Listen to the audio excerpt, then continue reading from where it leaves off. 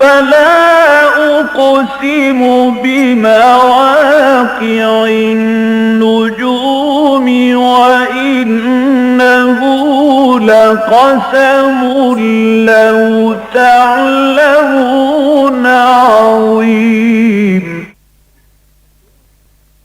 إنه لقرآن كريم في كتاب مكنون لا يمسه إلا المطهرون تنزيل من رب العالمين.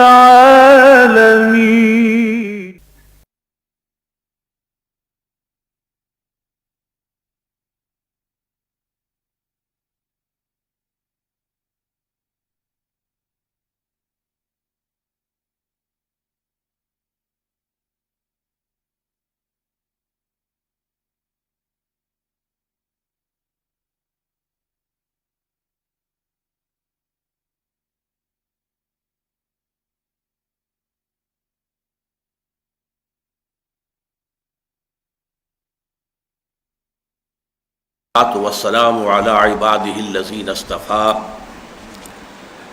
خصوصا على افضلهم وخاتم النبيين محمد الامين وعلى آله وصحبه اجمعين.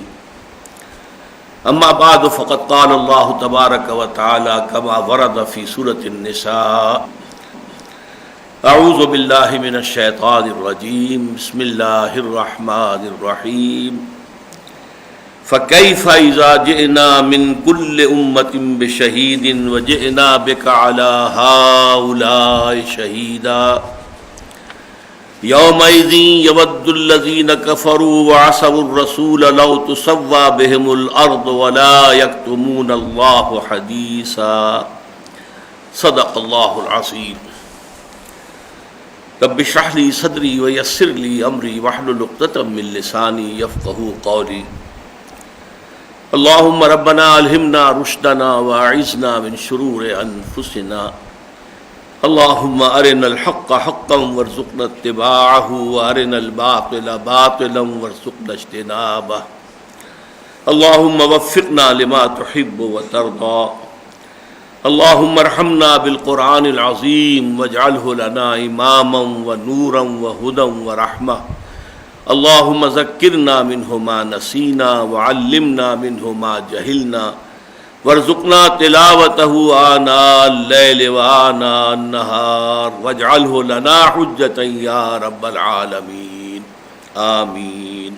تو آپ کے علم میں ہوگا کہ آج کے درس کا عنوان ہے رسولوں کی شہادت. یہ موضوع اس اعتبار سے بہت دلچسپ ہے کہ تمہیدی طور پر یہ سمجھ لیجئے کہ اگرچہ لفظ شہادت ہمارے ہاں اللہ کی راہ میں قتل ہونے کے لیے یہ مخصوص ہو گیا ہے. ہم شہید اسے کہتے ہیں جو اللہ کی راہ میں قتل ہو جائے. آپ کو یہ جان کر حیرت ہوگی اگر پہلے سے معلوم نہیں ہے کہ پورے قرآن مجید میں یہ لفظ اس معنی میں کہیں بھی استعمال نہیں ہوا.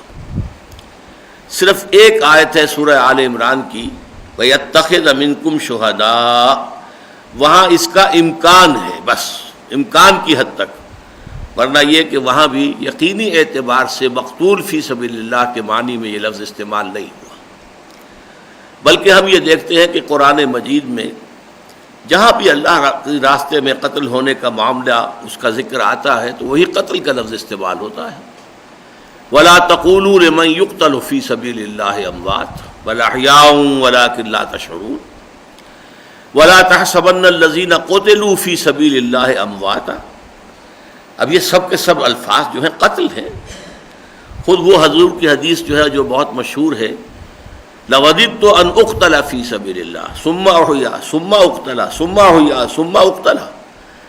3-4 مرتبہ ایک ہی حدیث میں اقتلا کا لفظ آ رہا ہے، جہاں جس کے کیا معنی ہے کہ میرا جی چاہتا ہے، میری بڑی تمنا ہے، آرزو ہے کہ میں اللہ کی راہ میں قتل ہو جاؤں اور پھر مجھے زندہ کیا جائے اور پھر میں قتل ہو جاؤں. اللہ کی راہ میں قتل ہونے کی لذت ایسی ہے جو میں چاہتا ہوں کہ بار بار مجھے حاصل ہو، پھر میں قتل ہوں، پھر مجھے زندہ کیا جائے، پھر میں قتل ہوں۔ تو میں صرف کوٹ کر رہا ہوں اس حوالے سے کہ مقتول فی سبیل اللہ یا اللہ کی راہ میں قتل ہونے کے لیے لفظ شہید قرآن مجید میں نہیں آیا۔ تو پھر یہ لفظ کس معنی میں ہمارے ہاں اس درجے عام ہو گیا ہے؟ یہ بات ضرور نوٹ کر لیجئے کہ حدیث میں اس معنی میں یہ لفظ استعمال ہوا ہے، استشہدہ، اس کو شہادت نصیب ہو گئی، یہ احادیث کے اندر الفاظ آتے ہیں۔ تو یہ کہ غلط نہیں ہے یہ، لیکن یہ کہ ایک اپنی جگہ پر اس حقیقت کو نوٹ کر لینا چاہیے کہ قرآن مجید میں اس کا استعمال اس معنی میں نہیں ہے۔ ممکنہ طور پر صرف ایک آیت ہے سورہ آل عمران کی کہ جہاں ترجمہ کیا جا سکتا ہے مقتول فی سبیل اللہ کا، ورنہ پورے قرآن میں اور کہیں نہیں۔ اب آپ سمجھیے اصولاً کہ یہ شہادت، شہید، شاہد، ان کا مادہ کیا ہے؟ شہدہ یشہدو، شہدہ یشہدو کے معنی ہے موجود ہونا، شاہد و غائب۔ اللہ تعالیٰ جو ہے جو غیب کا اور شہادہ کا جاننے والا ہے، عالم الغیب والشہادہ، تو غیب کے مقابلے میں شہادہ اور غائب کے مقابلے میں شاہد۔ تو در حقیقت اس کا معنی، لفظی جو معنی ہے وہ ہے موجودگی، کسی کا موجود ہونا۔ یہ ہے در حقیقت اس کا اصل جو کور میننگ ہے، اس کے جو روٹ کے معنی ہے وہ ہے موجودگی، کسی جگہ پر کسی معاملے میں موجود ہونا۔ اب اس سے اٹھ کر یہ دو معنی میں الفاظ استعمال ہوا۔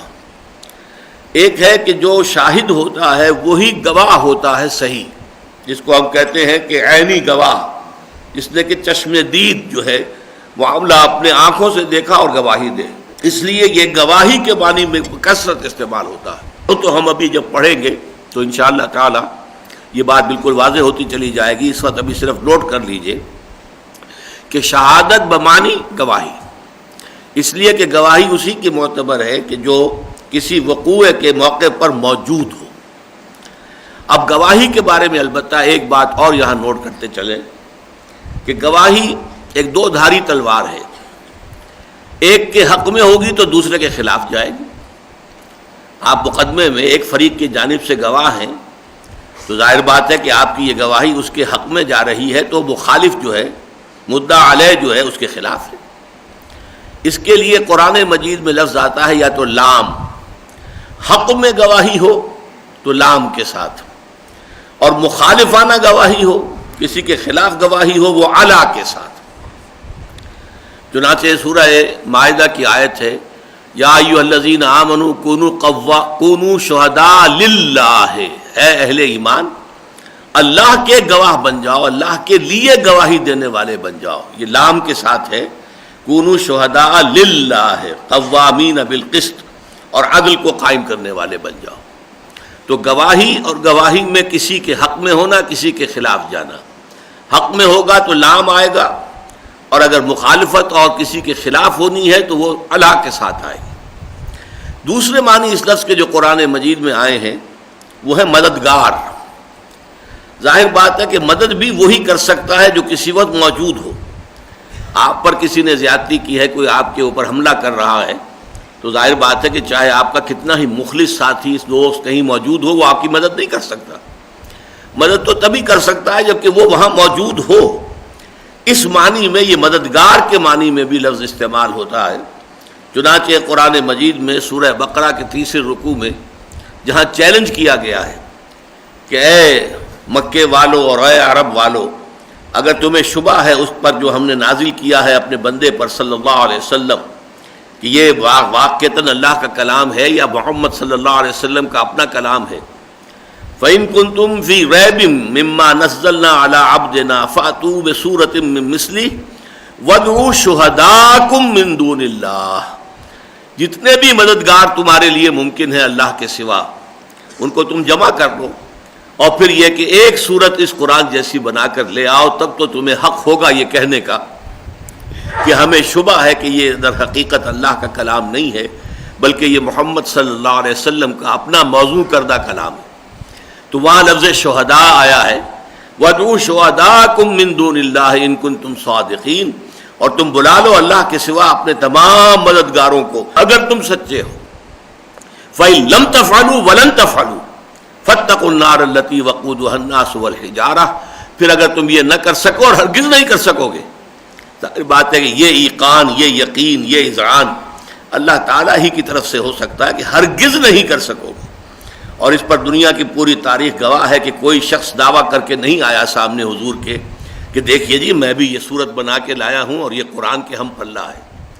بدترین کفار موجود تھے، بڑے بڑے شعراء خطباء موجود تھے اس وقت، لیکن کسی نے یہ جرأت نہیں کی، کم سے کم یہ شرافت ان میں تھی کہ انہوں نے یہ جھوٹا دعویٰ کرنے کی کوشش نہیں کی، اور یہ حضور کا صلی اللہ علیہ وسلم سب سے بڑا معجزہ ہے۔ بہرحال میں نے اب تک جو کچھ عرض کیا کہ شہیدہ یشہدو موجود ہونا، شاہد جو موجود ہو، لیکن یہاں سے دو معنی پیدا ہوئے، گواہی، اس لیے کہ جو موجود ہوتا ہے اسی کی گواہی معتبر ہے، البتہ یہ گواہی حق میں ہوگی تو لام کے ساتھ آئے گا، اور اگر کسی کے خلاف ہوگی تو اعلیٰ کے ساتھ آئے گا۔ دوسرے معنی مددگار، کیونکہ مدد بھی وہی کر سکتا ہے جو وہاں موجود ہو۔ اب یہ سمجھیے اصل میں کہ یہ اصطلاح جو کار رسالت ہے اور فریضہ رسالت ہے، اس کی نوعیت کو واضح کرنے کے لیے قرآن مجید کی اہم ترین اصطلاح ہے۔ اللہ تعالیٰ کی طرف سے بندوں کو پیغام آتے رہے رسولوں کی معرفت۔ اب دیکھیے اس میں تین شخصیتیں جو ہے وہ ملوث ہو گئیں، متعلق ہو گئیں۔ اللہ، اس نے کلام بھیجا اپنے رسول کو، اس کا کام ہے کہ وہ اپنی قوم کو پہنچائے۔ یہ تین اس کے اندر جو ہیں وہ کڑیاں ہیں۔ اب اگر تو رسول وہ پیغام پہنچا دے تو اس کی ذمہ داری ختم ہو گئی، اب وہ قوم جو ہے وہ خود جواب دہ ہے اپنے طرز عمل کی، اور اگر خدا نہ خواستہ بالفرض رسول کو تاہی کرے نہ پہنچائے تو مجرم کون ہوگا؟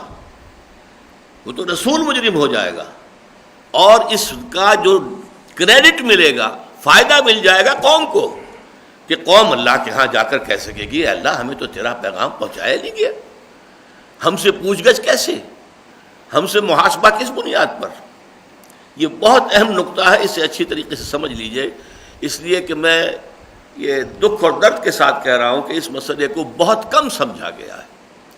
واقعہ یہ ہے کہ اس میں مولانا امین احسن اصلاحی صاحب کا ہم پر بڑا احسان ہے کہ اس مسئلے کو سب سے پہلے انہوں نے سمجھا ہے اپنی کتاب دعوت دین میں، اور شہادت علی الناس کے عنوان سے 14 صفحے کا ایک چیپٹر اس کتاب کا ہے جو میرے نزدیک لب لباب ہے اس موضوع پر۔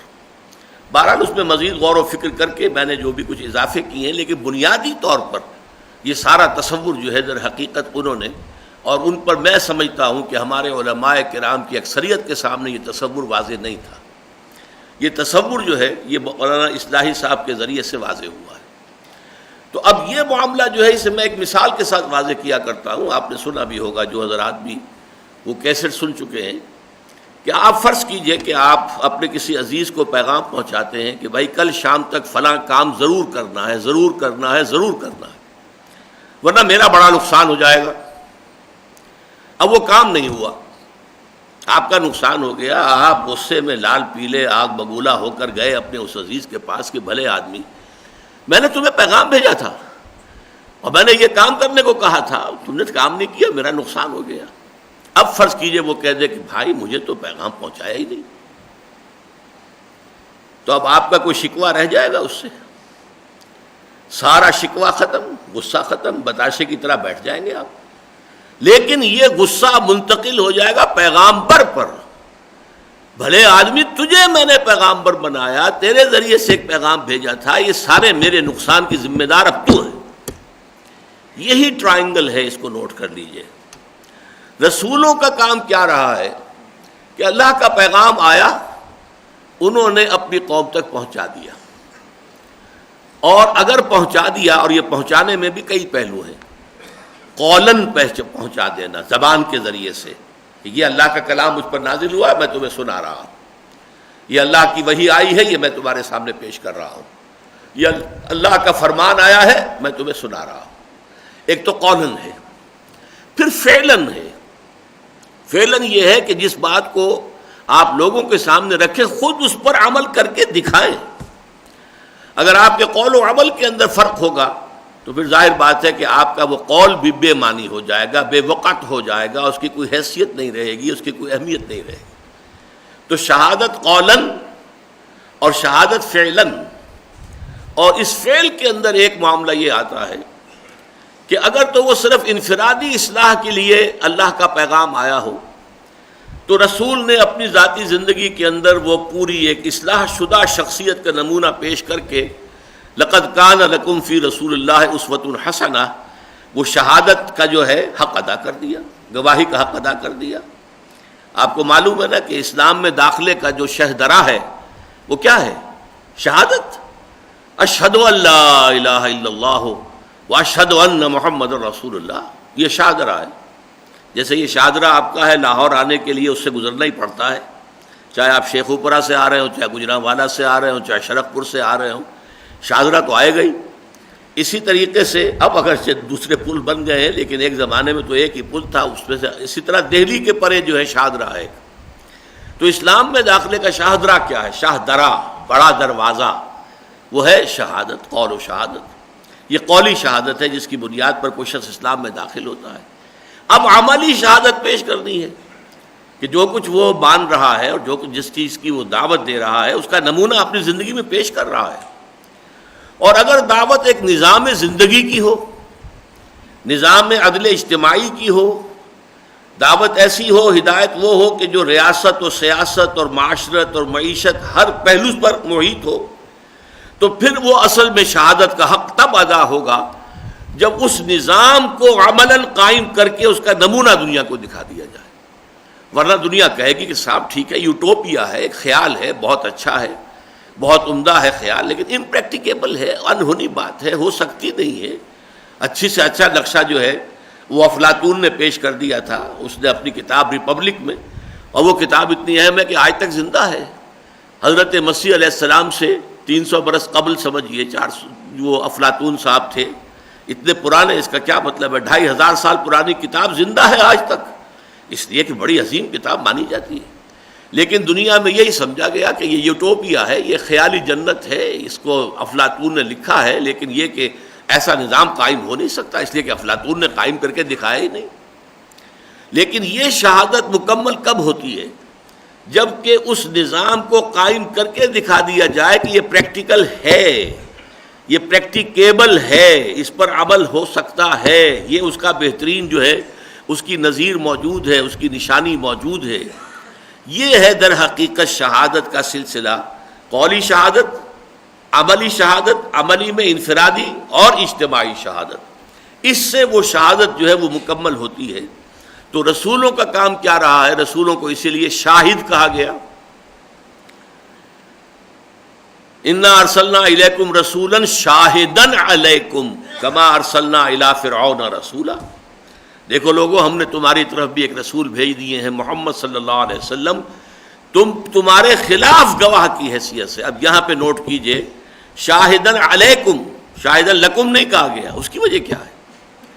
اس کی وجہ یہ ہے کہ اس شہادت کے بعد اب لوگوں کے پاس کوئی عذر باقی نہیں رہا کہ اللہ تعالیٰ کے ہاں وہ اپنی بے عملی یا غلط عملی کا جواز پیش کر سکے۔ لہذا یہ جو گواہی ہے آخرت میں جب ظاہر ہوگی تو وہ در حقیقت اس قوم کے خلاف پڑے گی کہ وہ یہ کہہ نہ سکیں۔ اسی لیے اسی سورہ مبارکہ میں، سورہ نساء میں آگے چل کر چھٹے پارے کے آغاز میں بڑی عمدہ مقام آیا ہے جس میں بہت سے رسولوں کے ناموں کا گلدستہ ہے، اور پھر فرمایا رسلا مبشرین و منذرین لئلا یکون للناس علی اللہ حجۃ بعد الرسل وکان اللہ عزیزا حکیما۔ ان رسولوں کو ہم نے بھیجا بشیر اور نذیر بنا کر تاکہ رسولوں کے آنے کے بعد لوگوں کے حق میں کوئی دلیل، کوئی عذر، کوئی حجت باقی نہ رہ جائے اللہ تعالیٰ کے خلاف۔ علی اللہ ہے، اللہ کے خلاف۔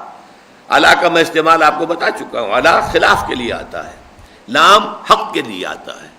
لئلا یکون للناس، لوگوں کے حق میں کوئی حجت، کوئی دلیل، کوئی عذر، کوئی بہانہ باقی نہ رہے علی اللہ، اللہ کے خلاف، یعنی اللہ کے محاسبے کے خلاف۔ اے اللہ، ہم سے محاسبہ کس بنیاد پر کر رہا ہے؟ ہم تک تو تیرا پیغام پہنچا نہیں۔ اگر ہمیں پتہ ہی نہیں تھا کہ یہ جو ہے قاتل کی یہ سزا ہے اور چور کی یہ سزا ہے، اگر ہم نے نہیں دی تو ہم کیسے مجرم ہو گئے؟ اللہ اگر ہمیں بات پہنچائی نہیں گئی، تیرے اسماء نہیں پہنچائے گئے، تیرے صفات نہیں پہنچائی گئی، تیری توحید تک کا پیغام ہم تک پہنچایا نہیں گیا، تو پروردگار ہم سے کس بنیاد پر محاسبہ ہو رہا ہے؟ اگرچہ خالص توحید کے لیے محاسبے کی بنیاد تو یہ ہے کہ چاہے کوئی رسول آیا ہو یا نہ آیا ہو، لیکن چونکہ انسان جو اس دنیا میں آئے ہیں تو عالم ارواح میں وہ اللہ تعالیٰ سے ایک عہد کر کے آئے ہیں، الست بربکم قالوا بلا، اور اس کی یاد جو ہے وہ فطرت انسانی کے اندر موجود ہے، لہذا صرف توحید پر تو ان سے وہ محاسبہ ہوگا فطرت کی بنیاد پر، لیکن آگے شریعت کے معاملے میں، دین کے معاملے میں، اس میں تو ظاہر بات ہے کہ کوئی محاسبہ ہو نہیں سکتا۔ لئلا یکون، اچھی طرح نوٹ کیجئے، لئلا یکون، تاکہ نہ رہے، للناس، لوگوں کے حق میں، علی اللہ، اللہ کے خلاف یعنی اللہ کے محاسبے کے خلاف، حجتن، کوئی دلیل، کوئی عذر، کوئی بہانہ۔ وکان اللہ علیما حکیما، وہ اللہ تعالیٰ جو ہے عزیز حکیمہ، زبردست ہے، جو چاہے کرے، لیکن اس نے اپنے محاسبے کے لیے حکمت کے طور پر، حکمت کے تحت یہ راستہ اختیار کیا ہے۔ اور یہی وجہ ہے، نوٹ کر لیجئے، جب کسی قوم کی طرف رسول آ گئے اور رسول نے اتمام حجت کر دیا، اپنی دعوت پہنچا دی اور اپنی زندگی میں اس کا نمونہ پیش کر دیا، آؤ دیکھو جو کچھ میں کہہ رہا ہوں یہ ایسی بات نہیں ہے کہ ناممکن ہو، میں کر کے دکھا رہا ہوں، میں بھی تم میں سے ہوں، انسانوں میں سے ہوں۔ یہی وجہ ہے کہ قرآن مجید میں یہ مضمون آتا ہے کہ ہم نے انسانوں کے لیے رسول بھیجے تو انسان ہی بھیجے، حالانکہ لوگوں نے اعتراض کیا، مکے والوں نے، یہ سورہ بنی اسرائیل میں آیا ہے، ابعث اللہ بشرا رسولا، یہ کیا اللہ تعالیٰ نے بشر کو رسول بنا کر بھیج دیا؟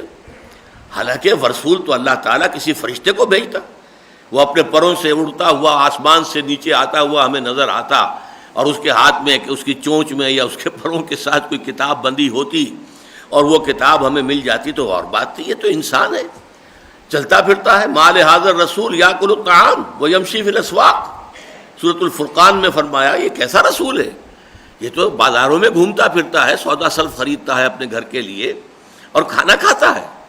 گویا کہ رسول تو ہونا چاہیے کوئی فوق البشر، اسی لیے فرمایا قل لو کان فی الارض ملائکۃ یمشون مطمئنین لنزلنا علیہم من السماء ملکا رسولا، اے نبی ان سے کہہ دیجئے اگر زمین میں فرشتے بستے اور چل پھر رہے ہوتے تو ہم فرشتے ہی کو رسول بنا کر بھیجتے، اس لیے کہ حجت جو قائم ہوتی ہے وہ تو آپ کے اپنے نوع کے ذریعے سے ہو سکتی ہے، آپ انسان ہوتے ہوئے وہ سب کچھ کر کے دکھائیں جس کی کہ آپ دعوت دے رہے ہیں، آپ انسان، آپ کو بھی بھوک لگتی ہو اور پھر یہ کہ آپ حلال پر اکتفا کریں اور حلال نہ مل رہا ہو تو فاقہ کرنے کے لیے تیار ہو جائیں، آپ اگر یہ نہیں کر سکتے، انسان فرشتے کے لیے نہ بھوک ہے نہ کوئی جنسی جذبہ ہے، اب جنسی جذبہ ہی جس میں نہیں ہے وہ پاک دامن اگر ہے تو کیسا پاک دامن ہے، وہ تو ویسے ہی پاک دامن ہے از خود ہی، وہ تو پاک دامن تو اسے کہیں گے جس کا جنسی جذبہ ہو، جس میں شہوت ہو اور پھر وہ اس کو کنٹرول میں رکھے اور کسی غلط راستے پر نہ جانے دے۔ تو انسانوں پر حجت انسانوں کے ذریعے ہو سکتی ہے، فرشتے کے ذریعے نہیں ہو سکتی۔ انسان یہ کہہ رہا ہے اللہ وہ تو فرشتہ تھا، اس کے تو نہ جورو جاتا، نہ کوئی بیٹے، نہ کوئی اولاد، نہ کچھ اور مصیبت اس کے گلے پر پڑی ہوئی، نہ کھانا نہ پینا، کچھ بھی نہیں، تو اس نے اگر یہ کچھ کر کے دکھا دیا تو یہ ہمارے اوپر حجت تو نہیں۔ اس لیے انسانوں میں انسان ہی رسول بنا کر بھیجے گئے، چنے ہوئے انسان، برگزیدہ انسان، اخلاق اور کردار کے اعتبار سے بہت اعلیٰ مقام پر فائز انسان، ان کو رسول بنا کر بھیجا گیا۔ اب آخری بات سمجھیے کہ یہ رسول جب کسی قوم کی طرف آ جاتے تھے اور وہ اتمام حجت کر دیتے تھے، شہادت کا حق ادا کر دیتے تھے، قولی عملی، تو اب بھی اگر قوم نہ مانے اور وہ انکار اور کفر کے اوپر اڑی رہے تو یہ گویا کہ اس کا ثبوت ہے کہ ان کے اندر کوئی خیر سرے سے باقی نہیں رہا۔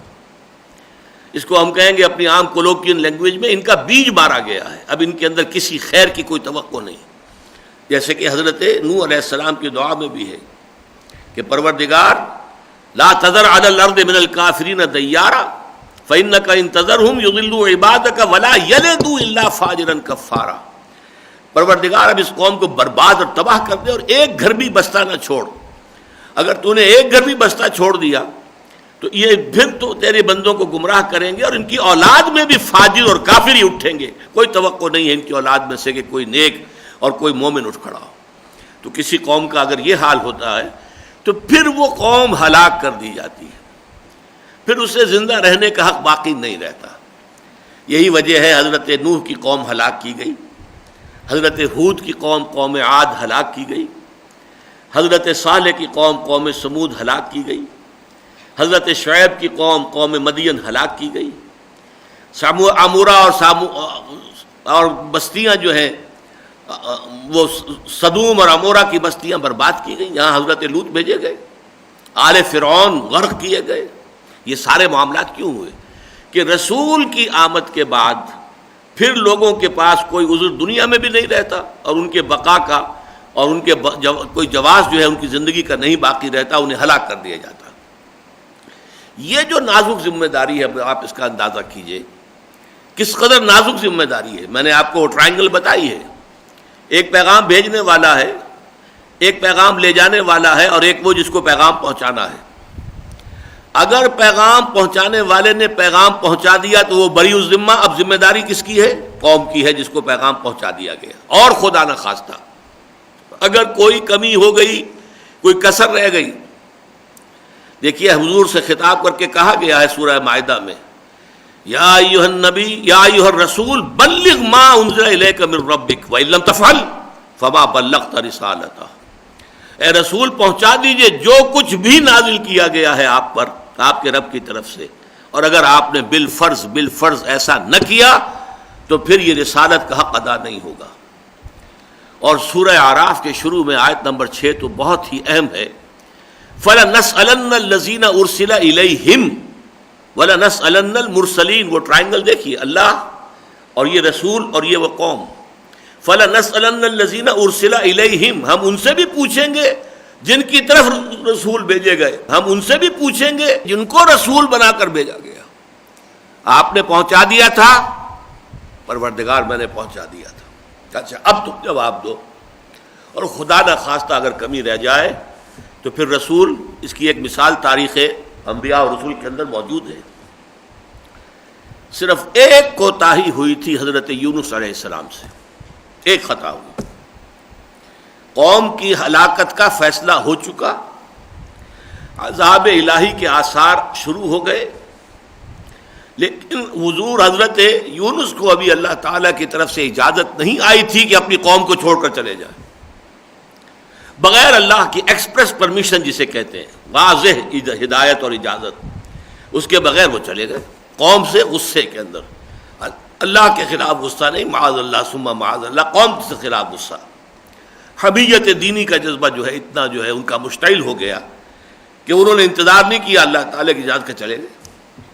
صرف اس خطا کے اوپر پکڑے گئے ہیں. آپ کو معلوم ہے کہ وہ کسی کشتی میں گئے ہیں, پھر وہاں پر یہ معلوم ہوا کشتی ڈول رہی ہے, ڈوبنے والی ہے.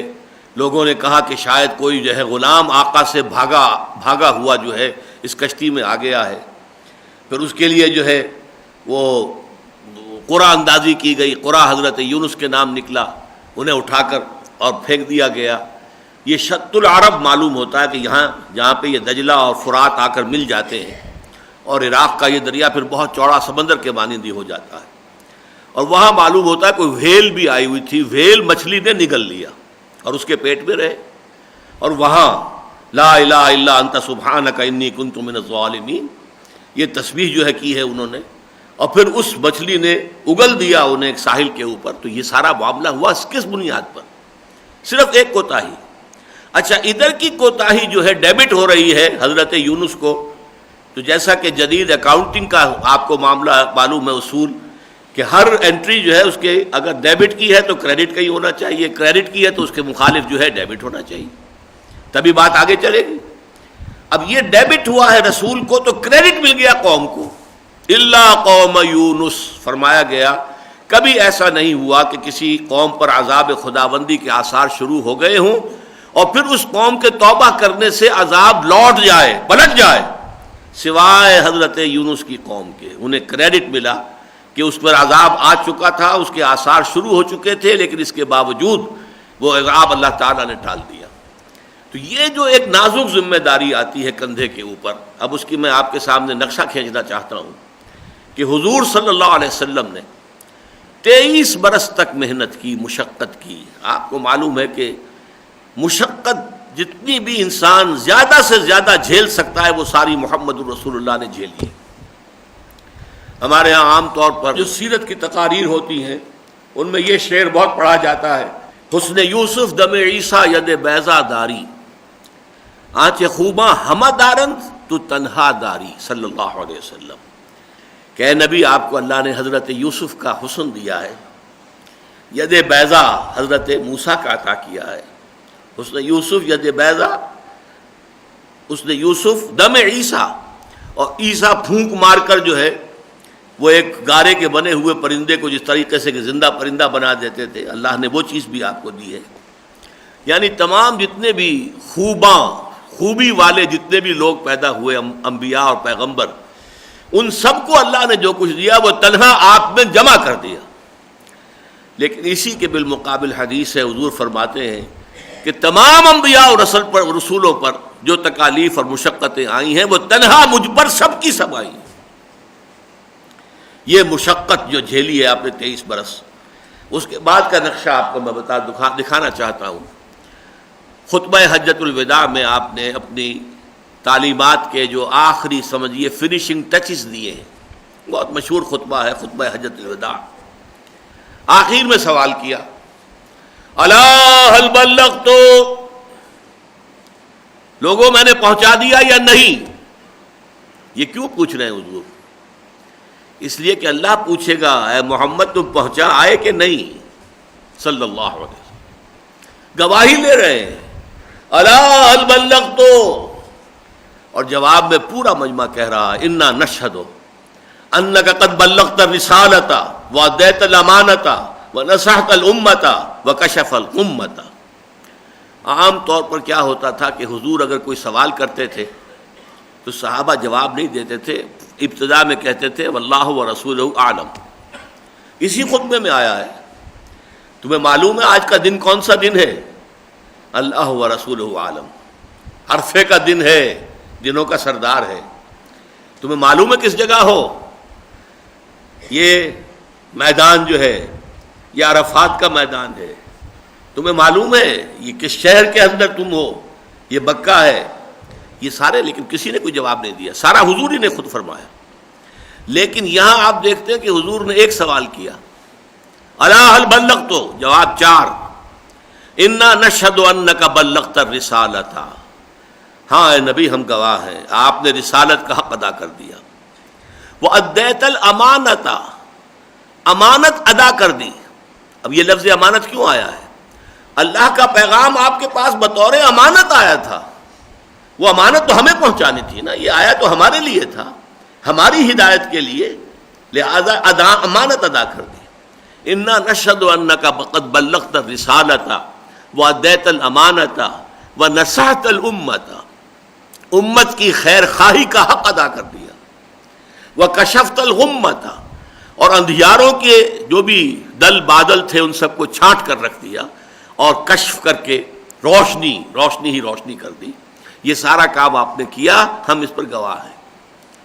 حضور نے یہ سوال 3 مرتبہ کیا، اس کی وجہ بھی نوٹ کر لیجئے، 1.25 لاکھ کا مجمع تھا، لاؤڈ سپیکر تو تھا نہیں، وہاں تو یہ ہے کہ تھوڑے تھوڑے وقفے پر لوگ کھڑے تھے، حضور ایک بات فرماتے تھے تو آگے وہ لوگ سن کر اور چیختے تھے، جو بلند آواز سے کہتے تھے، پھر آگے اور بلند آواز سے لوگ کہتے تھے، پھر یہ کہ حضور ایک دفعہ داہنی طرف رخ کر کے کہتے تھے، پھر سامنے رخ کر کے فرماتے تھے، پھر بائیں طرف، تاکہ ہر شخص سن لے۔ اسی لیے 3 مرتبہ حضور نے اپنا ہر کلمہ جو ہے ادا کیا اس میں۔ الا هل بلغت، انا نشہد انک قد بلغت الرسالۃ وادیت الامانۃ ونصحت الامۃ وکشفت الغمۃ۔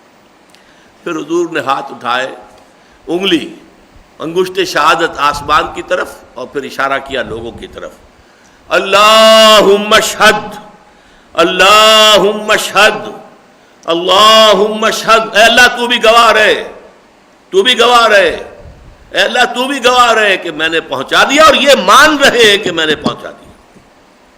اور اس کے بعد آپ نے فرمایا فَلْيُبَلِّغِ الشَّاهِدُ الْغَائِبَ، اب یہ ذمہ داری ان کی ہے جو یہاں، اب دیکھیے شاہد آ گیا یہاں پر، شاہد جو یہاں موجود ہیں، شاہد جو میں نے جہاں سے بات شروع کی تھی، شاہد و غائب دونوں الفاظ یہاں آ گئے۔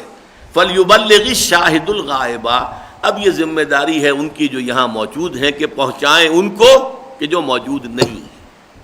اور موجود نہیں والوں میں کون کون شامل ہیں؟ جو بھی دنیا میں اس وقت انسان تھے وہ سارے کے سارے شامل ہیں، اس لیے کہ حضور کا بارے میں قرآن صاف کہتا ہے وَمَا أَرْسَلْنَاكَ إِلَّا كَافَّةً لِلنَّاسِ بَشِيرًا وَنَذِيرًا، ہم نے آپ کو تمام نوع انسانی کی طرف بشیر و نذیر بنا کر بھیجا ہے، لہذا اب یہ کام آگے کرنا ہے تمہیں، اب یہ تمہاری ذمہ داری ہے۔ تو فرمایا فَلْيُبَلِّغِ الشَّاهِدُ الْغَائِبَ، 3 مرتبہ، اب ذمہ داری تمہاری ہے جو یہاں پر موجود ہیں، جنہوں نے مجھ سے سن لیا ہے وہ پہنچائیں ان کو۔ اور اس میں جیسا کہ میں عرض کر رہا تھا کہ تا قیام قیامت جو بھی انسان دنیا میں آئیں گے ان سب کی طرف بھی تو اللہ کے رسول محمد ہیں صلی اللہ علیہ وسلم، آپ پر نبوت ختم ہوئی ہے، آپ کے ساتھ رسالت ختم نہیں ہوئی۔ میری بات نوٹ کر لیجئے، کہیں آپ غلط فہمی میں آ جائے اور کسی فتنے میں مبتلا ہو جائے اور میرے خلاف کوئی، آپ کے ساتھ آپ کے انتقال پر نبوت ختم، وحی کا دروازہ بند۔ بڑا پیارا واقعہ ہے حضرت ام ایمن کا، وہ ایک حبشن تھیں، غلام تھیں، خادمہ تھیں، لیکن یہ کہ حضور کو گودی میں کھلایا بھی تھا انہوں نے، تو والدہ کی طرح جو ہے حضور ان کا ادب کرتے تھے۔ حضور کے انتقال کے بعد ایک مرتبہ حضرت ابو بکر حضرت عمر دونوں گزر رہے تھے، ام ایمن بیٹھی رو رہی تھی۔ انہوں نے پوچھا کہ ام ایمن آپ کیوں رو رہی ہیں؟ کہنے لگی میں رو رہی ہوں کہ وحی کا دروازہ بند ہو گیا۔ اب ذرا اس حبشن باندی اور کنیز کا اندازہ کیجئے، وحی کا دروازہ بند ہو گیا، میں اس پر رو رہی ہوں۔ تو وحی کا دروازہ وہی ہے متعلق نبوت کے ساتھ، دروازہ بند۔ البتہ رسالت معاذ اللہ، وہ رسالت جاری ہے تا قیام قیامت، محمد الرسول اللہ کی رسالت جاری ہے تا قیام قیامت۔ البتہ آپ نے اپنی زندگی میں بنفس نفیس اس کی ذمہ داری ادا کی ہے، اس کے بعد یہ مشن حوالے کر دیا ہے اپنی امت کے۔ اب تمہیں یہی کام کرنا ہے، قولی شہادت دین کی، عملی شہادت دین کی، انفرادی بھی اجتماعی بھی۔ دیکھو میں نے بھی اجتماعی انقلاب برپا کر کے دکھایا ہے، چاہے میرے دانت شہید ہوئے، میں زخمی ہوا، میں بے ہوش بھی ہوا، مجھ پر پتھراؤ بھی ہوئے، مجھ پہ فاقے بھی آئے، مجھے 3 دن جو ہے روپوش بھی رہنا پڑا، مجھے 3 سال تک ایک ایسی جگہ رہنا پڑا کہ جہاں کھانے پینے کا معاملہ بالکل بند تھا، شیب بنی ہاشم کی اسیری۔ یہ سارے مرحلے میری زندگی میں آئے، لیکن میں نے وہ کام کر کے دکھا دیا اور اللہ کے دین کو غالب کر دیا۔ جاء الحق وزهق الباطل ان الباطل کان زہوقا۔ اب تم پر یہ حجت قائم ہو چکی ہے، تمہارا یہ کام ہے ابد الآباد تک تا قیام قیامت، تمہیں دین کی شہادت قولاً دینی ہے، نمبر 1، عملاً دینی ہے، انفرادی طور پر بھی اور اجتماعی طور پر بھی۔ اور آج اسی لیے دیکھیے قرآن مجید میں 2 جگہ امت مسلمہ کے فرض منصبی کے لیے جو 2 الفاظ آئے ہیں۔ سورہ حج جو ہے وہ آپ کو معلوم ہوگا کہ ہجرت سے بس اتنی ہی پہلے نازل ہوئی ہے جتنی کہ سورہ بقرہ جو ہے ہجرت کے بعد ہے۔ یوں سمجھیے کہ ادھر سورہ حج ہے تو ادھر سورہ بقرہ ہے۔ سورہ حج میں فرمایا گیا وجاہدوا فی اللہ حق جہادہ ھو اجتباکم۔ دیکھو اے محمد کے ساتھیوں اور ماننے والوں اور امتیوں، اللہ کی راہ میں جہاد کرو جتنا کہ جہاد کا حق ہے۔ اللہ نے تمہیں چن لیا ہے ایک بہت بڑے مشن کے لیے، لِیَکُونَ الرَّسُولُ شَہِیدًا عَلَیکُم، تاکہ ہو جائیں رسول گواہ تمہارے خلاف، یعنی اللہ کے ہاں جا کر وہ کھڑے ہو کر کہیں گے اے اللہ میں نے پہنچا دیا تھا، اب یہ ذمہ دار ہیں جو کچھ انہوں نے کیا ہے، they are responsible, they are accountable. اب ان کو پوچھ تو اسی طریقے سے وَتَكُونُوا شُهَدَاءَ عَلَى النَّاسِ، اور تم ہو جاؤ گواہ لوگوں کے خلاف. لیکن یہ آخر کب ہوگی گواہی خلاف؟ جب کہ آپ نے دین پہنچایا ہو، دین کی دعوت دی ہو، قولاً بھی دی ہو، عملاً بھی دی ہو، اور دین کی مثال ایک نظام زندگی کی حیثیت سے دنیا کے سامنے پیش کی ہو. یہی مضمون پھر سورہ بقرہ میں آیا جب تحویل قبلہ ہوئی ہے. اور تحویل قبلہ در حقیقت علامت تھی اس بات کی کہ اب سابقہ امت مسلمہ یعنی یہود کا دور ختم، اس لیے ان کا قبلہ جو تھا بیت المقدس وہ اب منسوخ. اب قبلہ اہل حق، قبلہ اہل توحید اب خانہ کعبہ ہے، اور اس کے گرد ایک نئی امت محمد وجود میں آئی ہے. لہذا اب ادھر رخ کرو نماز میں. پہلے 16-17 مہینے ادھر رخ تھا، لیکن اس کے بعد آ گیا فَوَلِّ وَجْهَكَ شَطْرَ الْمَسْجِدِ الْحَرَامِ، اپنے چہروں کو پھیر دو مسجد حرام کی طرف. یہ اصل میں کورونیشن میں کہتا ہوں اسے، اس امت کی کورونیشن ہوئی ہے، اس کی تاج پوشی ہوئی ہے، اس کے نسب کا اعلان ہوا ہے. لیکن وہیں پر فرما دیا کس لیے، یہ نوٹ کر لو، تمہیں امت بنایا کس لیے ہے. وَكَذَلِكَ جَعَلْنَاكُمْ أُمَّةً وَسَطًا لِتَكُونُوا شُهَدَاءَ عَلَى النَّاسِ وَيَكُونَ الرَّسُولُ عَلَيْكُمْ شَهِيدًا. تمہیں اسی طریقے سے، اسی لیے ہم نے ایک بہترین امت بنایا ہے، درمیانی امت بنایا ہے. درمیانی سے مراد یہ بھی ہو سکتا ہے کہ اب تم محمد اور لوگوں کے درمیان ایک کڑی کی حیثیت رکھتے ہو. جیسے محمد صلی اللہ علیہ وسلم اللہ اور امت کے درمیان کڑی تھے. پیغام اللہ کا آیا محمد الرسول اللہ کو، انہوں نے پہنچا دیا قوم کو، امت کو. اب امت کڑی بنے گی کہ وہ پیغام آگے پہنچائے نوع انسانی کو. تو گویا کہ ہم نے تمہیں بنایا امت وسط لِتَكُونُوا شُهَدَاءَ عَلَى النَّاسِ، تاکہ تم بن جاؤ تمام انسانوں کے اوپر گواہ، ان کے خلاف گواہی دینے والے. وَيَكُونَ الرَّسُولُ عَلَيْكُمْ شَهِيدًا، اور رسول ہو جائیں تمہارے خلاف گواہی دینے والے. میں بار بار یہ الفاظ کہہ رہا ہوں، خلاف، اس لیے کہ علیہ کا لفظ آ رہا ہے، علیکم، لہذا وہ علیکم شہیدہ رسول ہوں گے. اور رسول جو تھے، اور تمہیں جو ہے علی الناس شہیدن بننا ہے. یہ ذمہ داری ہے امت کے کاندھے پر. اور اس سے پہلے کہ اب تھوڑا وقت رہ گیا میں اس آیت کو لوں، نوٹ کر لیجئے آج ہماری بربادی دنیا میں یہ جو صورتحال ہے کہ ہو گیا مانند آب ارزاں مسلمان کا لہو، اور ہمارے ہاں عزت نہیں رہی، وقار نہیں رہا. حمیت نام تھا جس کا گئی تیمور کے گھر سے. 1.5 ارب انسان ہیں، کوئی چوں کرنے والا نہیں.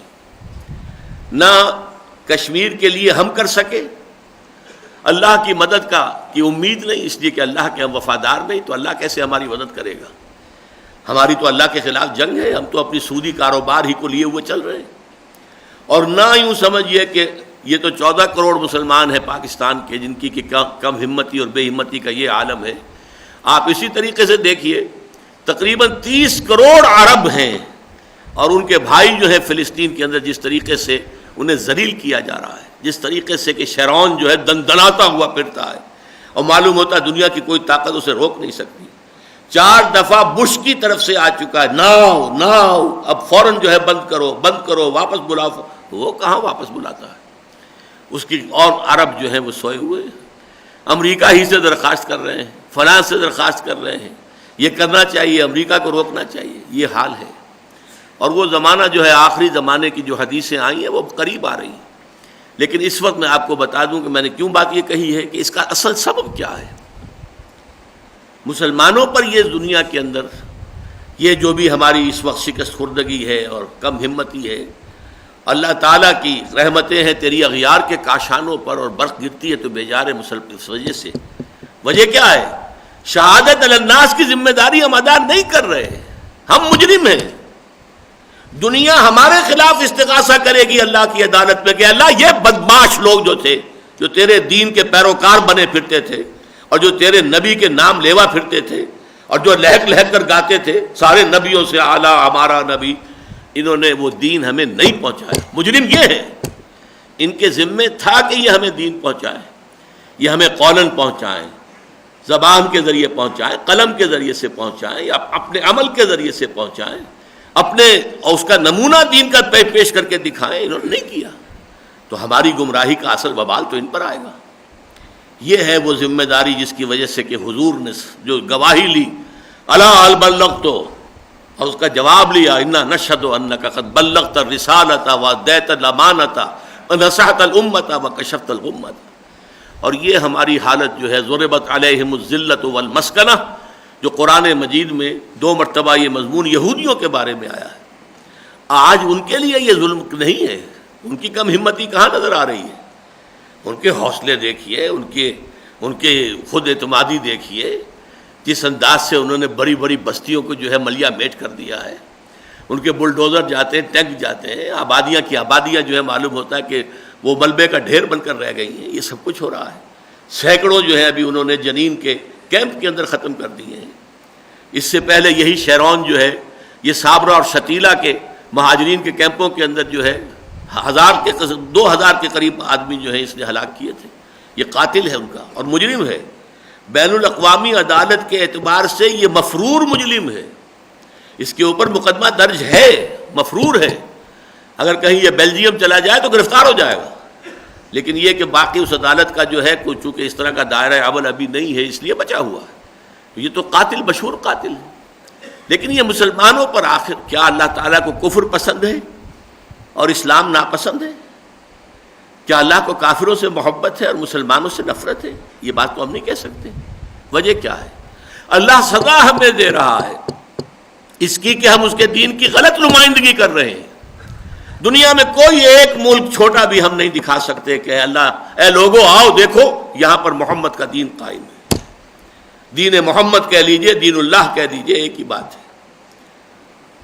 اللہم انصر من نصر دین محمد صلی اللہ علیہ وسلم. باقی تو دین اللہ ہے، اصل میں تو یہ اللہ کا دین ہے، اللہ کی حاکمیت، اس کے تحت پورا نظام زندگی. اور یہ سزا ہماری بڑھتی رہے گی. بہت بڑی سزائیں جو ہے ابھی اور ان سٹور ہیں ہمارے لیے، آ رہی ہیں. اس لیے کہیں آثار نہیں. ایک ملک یہ پاکستان بنا تھا اس کام کے لیے کہ یہاں پہ اسلامی نظام کا ایک نمونہ ہم پیش کریں گے. اور ہم اس معاملے میں اب خاص طور پر بگٹٹ بالکل دوسرے رخ پر جا رہے ہیں. اب ہمارا رخ جو ہے خالص سیکولرزم کی طرف ہو چکا ہے. پہلے کم سے کم یہ ہے کہ کوئی ڈاما ڈول، کچھ ادھر کچھ ادھر، کچھ ادھر کچھ ادھر، نہ اسلام یہاں آیا نہ سیکولرزم پوری طریقے سے آ سکا. اب تو اندیشہ ہے کہ سیکولرزم جو ہے وہ آئے گا. بہرحال میں نہیں کہہ سکتا کہ کیا اللہ تعالیٰ کی حکمت میں، مشیت میں کیا ہمارے لیے اور سزائیں تجویز کی گئی ہیں. اس لیے کہ اسی جرم کی وجہ سے یہود پر ہوا تھا ضربت علیہم الذلۃ والمسکنہ. ورنہ وہ بڑے محبوب لوگ تھے اللہ کے. 2 جگہ تو قرآن مجید میں آیت موجود ہے، یا بنی اسرائیل اذکروا نعمتی التی انعمت علیکم وانی فضلتکم علی العالمین. ہے بنی اسرائیل، ذرا ذکر کرو اور یاد کرو ہمارے اس احسان و اکرام کا جو تم پر ہوا، اور میں نے تو تمہیں تمام جہان والوں پر فضیلت دی تھی. یہ تورات کے الفاظ نہیں ہیں، یہ تالمود کے الفاظ نہیں ہیں، قرآن کے الفاظ ہیں. اور 2 اور مقامات پر یہ مفہوم موجود ہے قرآن مجید کے اندر. لیکن پھر انہی کے اوپر جو اللہ تعالیٰ کے عذاب کے کوڑے برسے. بہرحال اب یہ سمجھیے، یہ آیت مبارکہ جو ہے چند منٹ صرف رہ گئے ہیں. اس کے بارے میں ایک واقعہ آپ سن لیجئے کہ ایک مرتبہ حضور نے حضرت عبداللہ ابن مسعود رضی اللہ تعالی عنہ سے فرمائش کی کہ مجھے قرآن سناؤ. وہ کچھ جھجکے، ہچکچاہٹ سی محسوس کی اور انہوں نے عرض کیا حضور آپ کو قرآن سناؤ، آپ پر تو قرآن نازل ہوا ہے. فرمایا ہاں، لیکن مجھے دوسروں سے سن کر کچھ اور حظ، کچھ اور کیف حاصل ہوتا ہے. بہرحال تعمیل ارشاد، تعمیل حکم میں حضرت عبداللہ ابن مسعود نے سورہ نساء شروع سے پڑھنی شروع کی. جب 41ویں آیت پر آیا، وہ نقشہ اپنے ذہن میں رکھیے کہ ظاہر بات ہے حضور کی محفل میں صحابہ سر جھکا کر بیٹھتے تھے، لہذا حضرت عبداللہ ابن مسعود بھی سر جھکائے ہوئے تلاوت کر رہے ہیں. اب انہیں تو کیا اتار چڑھاؤ حضور کے چہرے کا ہے، حضور کے کیا تاثرات ہیں، انہیں تو نظر نہیں آ رہے. جب اس آیت پر پہنچے فَكَيْفَ إِذَا جِئْنَا مِنْ كُلِّ أُمَّةٍ بِشَهِيدٍ وَجِئْنَا بِكَ عَلَىٰ هَٰؤُلَاءِ شَهِيدًا، اس پر حضور نے فرمایا حسبک حسبک، بس کرو بس کرو. اور اب جو حضرت عبداللہ ابن مسعود نے آنکھیں اٹھا کر دیکھا تو حضور کے چہرے سے آنسو بہہ رہے تھے، آنکھوں سے آنسو بہہ رہے تھے. یہ بڑا مستند واقعہ ہے اس آیت کے پس منظر میں. وہ کیوں کہ گواہی دینی پڑے گی اپنے قوم کے خلاف، اپنی امت کے خلاف. حضور کے لیے یہ چیز کس قدر تکلیف دہ ہوگی. فَكَيْفَ إِذَا جِئْنَا مِنْ كُلِّ أُمَّةٍ بِشَهِيدٍ، کیا ہوگا اس دن، کیا حال ہوگا ان کا جبکہ ہم ہر امت میں سے ایک گواہ کھڑا کریں گے ان کے خلاف. شہید، وہ ہر امت کا رسول ہوگا صلی اللہ علیہ وسلم علیہ والسلام. وَجِئْنَا بِكَ، اور اے نبی اے محمد صلی اللہ علیہ وسلم ہم آپ کو کھڑا کریں گے اور لائیں گے ان کے خلاف گواہ بنا کر. پھر یہاں دیکھ لیجئے عَلَىٰ هَٰؤُلَاءِ، لام نہیں ہے، لِهَٰؤُلَاءِ نہیں ہے، عَلَىٰ هَٰؤُلَاءِ ان کے خلاف. کن کے خلاف؟ یعنی یہ اہل عرب، امت دعوت اور امت اجابت دونوں شامل ہیں. امت اجابت ان کے خلاف، اے اللہ میں نے انہیں دین پہنچا دیا تھا، پھر انہوں نے بدعات اگر نکالی ہیں، انہوں نے دین سے روگردانی کی ہے تو یہ ذمہ دار ہے، میں نے اس بات کا انہیں حکم نہیں دیا تھا. جیسے قرآن مجید میں آتا ہے حضرت عیسیٰ علیہ السلام کے بارے میں، وَرَهْبَانِيَّةً ابْتَدَعُوهَا مَا كَتَبْنَاهَا عَلَيْهِمْ، رہبانیت کی جو ہے ابتدا، جو بدعت ایجاد کر لی تھی حضرت مسیح علیہ السلام کے جو پیروکار تھے، وہ بدعت ایجاد کی تھی، ہم نے ان پر فرض نہیں کی تھی. اسی طرح حضور فرمائیں گے کہ میں نے انہیں یہ تعلیم نہیں دی تھی، میں نے تیرا دین بلا کم و کاشت، بغیر کسی کمی و بیشی کے پہنچا دیا تھا. باقی جو امت دعوت تھی جس نے انکار کر دیا، ان پر تو حجت جو ہے آخری درجے میں قائم ہو ہی گئی. ان کے خلاف تو گواہی دینی ہے کہ اللہ یہ ابو جہل یہ نہیں کہہ سکتا کہ میں نے اسے پیغام نہیں پہنچایا تھا. اللہ یہ ابو لہب میرا چچا یہ نہیں کہہ سکتا کہ میں نے اسے پیغام نہیں پہنچایا تھا. اللہ میں نے ان سب کو پیغام پہنچایا ہے. اللہ میں نے ساری تکلیفیں جھیلی ہیں، ان کی مخالفتیں برداشت کی ہیں، ان کی طرف سے ایذائیں برداشت کی ہیں، لیکن تیرا دین کا پیغام میں نے انہیں پہنچایا ہے. فَكَيْفَ إِذَا جِئْنَا مِنْ كُلِّ أُمَّةٍ بِشَهِيدٍ، تو وہ شہادت جو دنیا میں آتی ہے دعوت کے نتیجے میں، لوگوں کو دعوت دو قول سے عمل سے، وہی شہادت قیامت کے دن جو ہے کھڑی ہوگی. جیسے کہ آپ کہتے ہیں جدید اصطلاح میں عدالت کے اندر پروزیکیوشن وٹنس، وہ جو پروزیکیوشن وکیل استغاثہ، گواہ استغاثہ کی حیثیت سے کھڑے ہوں گے رسول، اے اللہ ہم نے تیری دعوت ان تک پہنچا دی تھی. اور وہ آیت میں آپ کو سنا چکا ہوں، آیت نمبر 6 سورہ اعراف کی، فَلَنَسْأَلَنَّ الَّذِينَ أُرْسِلَ إِلَيْهِمْ وَلَنَسْأَلَنَّ الْمُرْسَلِينَ، ہم لازماً پوچھ کر رہیں گے ان سے بھی جن کی طرف رسول بھیجے گئے، اور ہم لازماً پوچھیں گے ان سے بھی جو رسول بنا کر بھیجے گئے. رسولوں سے پوچھا جائے گا آپ نے ہمارا وہ دین، ہمارا پیغام پہنچا دیا تھا کہ نہیں، اور وہ گواہی دیں گے اللہ جو دین تیرا، جو ہدایت تیری ہمارے پاس، میرے پاس آئی تھی، میں نے بلا کم و کاش پہنچا دیا تھا. اور جیسے کہ دنیا میں گواہی لے لی تھی، لوگوں سے بھی شاید گواہی لے لیں کہ تم بھی گواہی دو کہ میں نے پہنچایا تھا کہ نہیں. اس کے بعد ان سے جواب طلبی ہوگی، اب تم بات کرو. پھر ان کے لیے ظاہر بات ہے کہ کوئی عذر نہیں. لِأَلَّا يَكُونَ لِلنَّاسِ عَلَى اللَّهِ حُجَّةٌ بَعْدَ الرُّسُلِ وَكَانَ اللَّهُ عَزِيزًا حَكِيمًا. اب وہ کسی درجے میں بھی کوئی عذر پیش نہیں کر سکتے. يَوْمَئِذٍ يَوَدُّ الْمُجْرِمُونَ يَوَدُّ الَّذِينَ كَفَرُوا وَعَصَوُا الرَّسُولَ، اس دن وہ لوگ جنہوں نے کفر کیا تھا اور رسول کی نافرمانی کی تھی. اب دیکھیے یہ دونوں ایک بھی ہو سکتے ہیں. ظاہر بات ہے جنہوں نے کفر کیا انہوں نے رسول کی نافرمانی کی، لیکن دو بھی ہو سکتے ہیں. ایک تو وہ جنہوں نے کفر کیا، وہ ایک کیٹیگری ہو گئی جو میں نے کہا کہ امت دعوت میں سے جن لوگوں نے انکار کر دیا، کفار بن گئے، کلم کھلا نفی کر دی. وہ عصب الرسول کے اندر وہ دوسرے آ سکتے ہیں کہ کہنے کو امتی اور حقیقت میں معصیت الرسول ہو رہی ہے. کہنے کو تو یہ دعویٰ ہے ہمارے نبی سب سے اونچے، سب سے اعلیٰ، لیکن یہ کہ ان کی پیروی نہیں، ان کے نقش قدم پر چلنا نہیں، ان کی سنت کو اختیار کرنا نہیں. تو یہ میں نے عرض کیا تھا کہ یہ امت دعوت اور امت اجابت دونوں کے اوپر یہ چیز کور کرتی ہے. یومئذ یود الذین کفروا وعصوا الرسول، جن لوگوں نے کفر کیا تھا اور رسول کی نافرمانی کی تھی، اس روز وہ چاہیں گے لو تسوا بہم الارض، کاش کہ ان کے ساتھ زمین کو برابر کر دیا جائے، کاش کہ زمین پھٹے اور وہ اس میں دھس جائیں اور پھر زمین اوپر سے مل جائے، برابر ہو جائے، نسیم منسیہ ہو جائیں، ان کا وجود جو ہے وہ ختم ہو جائے. جیسے کہ ایک اور جگہ آتا ہے کہ اس روز کافر یہ چاہے گا کاش کنت ترابا، کاش کہ یہ شرف انسانیت مجھے حاصل ہی نہ ہوا ہوتا اور میں مٹی ہوتا، جس سے سوال و جواب نہیں ہے، جس سے محاسبہ نہیں ہے، جو اس کو جزا و سزا کا سامنا نہیں کرنا ہے. لو تسوا بہم الارض ولا یکتمون اللہ حدیثا، اور اس روز وہ اللہ تعالیٰ سے کوئی بات بھی چھپا نہیں سکیں گے، ہر شے علم نشرہ موجود ہوگی وہاں پر۔ وہ تو یہ ہے فمن یعمل مثقال ذرۃ خیرا یرہ ومن یعمل مثقال ذرۃ شرا یرہ۔ ذرے کے ہم وزن اگر نیکی کی ہوگی تو سامنے موجود پائیں گے، اور ذرے کے ہم وزن بدی کی ہوگی، برائی کی ہوگی تو سامنے موجود پائیں گے۔ یہ ہے اس آیہ مبارکہ میں رسولوں کی شہادت کا تصور۔ بارک اللہ لی ولکم فی القرآن العظیم ونفعنی وإیاکم بالآیات والذکر الحکیم۔